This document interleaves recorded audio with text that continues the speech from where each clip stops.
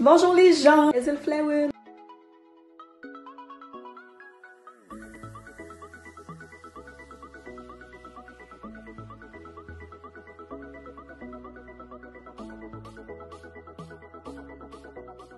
Donc comme promis, je vais vous faire connaître quelques techniques pour la danse kabyle, quelques trucs à savoir pour bien déhancher et qu'est-ce qu'on fait avec nos pieds exactement. Je tiens d'abord à m'excuser à toute la communauté kabyle qui vit en Algérie ou en France par rapport à mon accent québécois.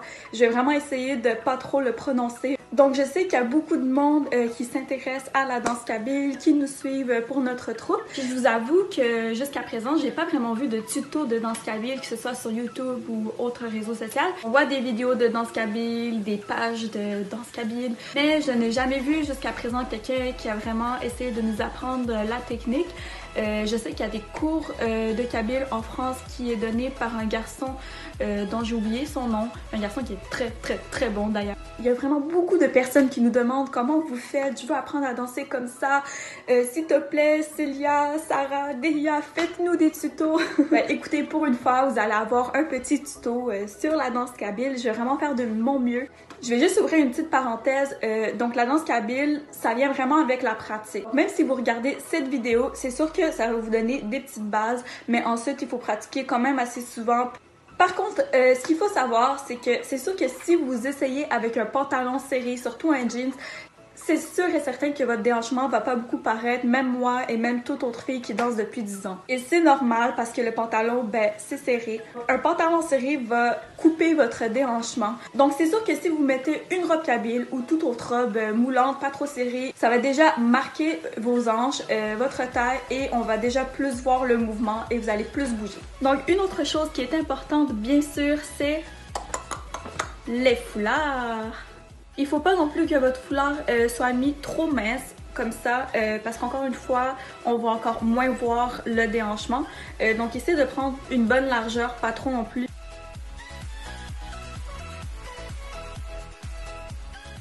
La première danse, je l'ai baptisée la danse des invités. Pourquoi? Parce que c'est le genre de danse qu'on retrouve souvent dans les mariages. Les gens sont en train de s'amuser, de s'enjailler, sont pas pressés, c'est la fête. Ça sert à rien de t'exciter, tu danses avec tes copines, tes tantes, tes oncles qui viennent comme ça, comme ça, comme ça, comme ça, comme ça, comme ça, comme ça. Comme ça, comme ça, comme ça. Non, ils font pas ça.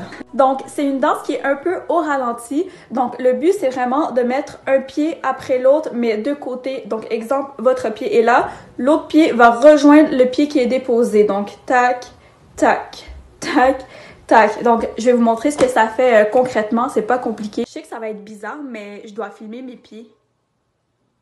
Non, mais vous vous rendez compte, je vais filmer mes pieds.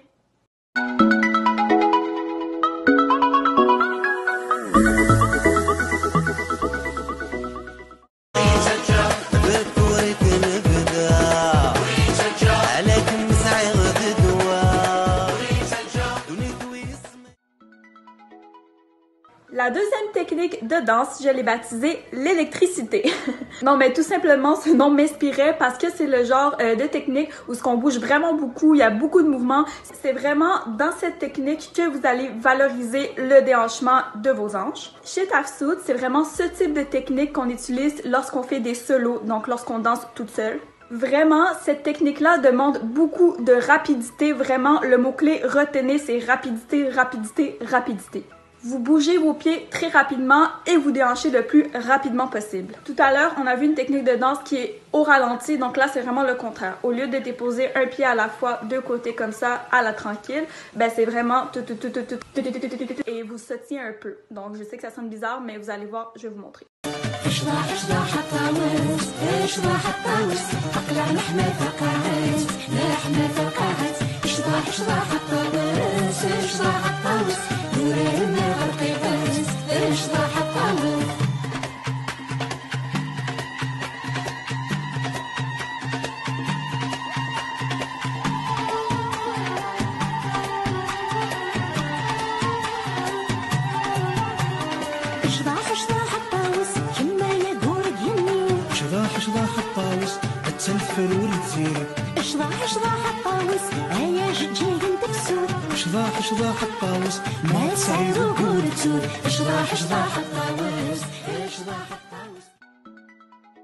Et enfin, la troisième technique, je l'ai baptisée boum boum boum boum boum boum boum boum. Ouais, ça c'était le tombeau. La technique Tafsut en chorégraphie. Pourquoi? Parce que pour nous, lorsqu'on fait des chorégraphies, c'est la technique qui est la plus facile à faire lorsqu'on fait plusieurs choses en même temps. Effectivement, quand je dis plein de choses en même temps, c'est le mouvement des pieds, donc il faut toujours penser à ça. Ensuite, ça a l'air tout bête, mais la deuxième chose, c'est qu'il faut pas oublier de déhancher en tout temps. Ensuite, vous avez les mouvements, donc les mouvements qu'on fait avec nos bras, par exemple. Enfin, la quatrième chose, c'est le foulard. Donc souvent, on utilise le foulard pour rouler comme ça, pour faire des trucs effets spéciaux et tout. Donc vu qu'on a 4 choses à penser en même temps, ben, le fait de faire un pas à la fois comme ça, donc la technique Tafsut, ça nous donne le temps de faire les autres mouvements. En gros, pour les pas, c'est vraiment de mettre un pied à la fois, un peu style armé, mais sans que ce soit trop, vous comprenez ce que je veux dire? Donc nous, à chaque pas qu'on lève, ça nous donne une opportunité de shaker, donc ça nous donne plus de temps en fait.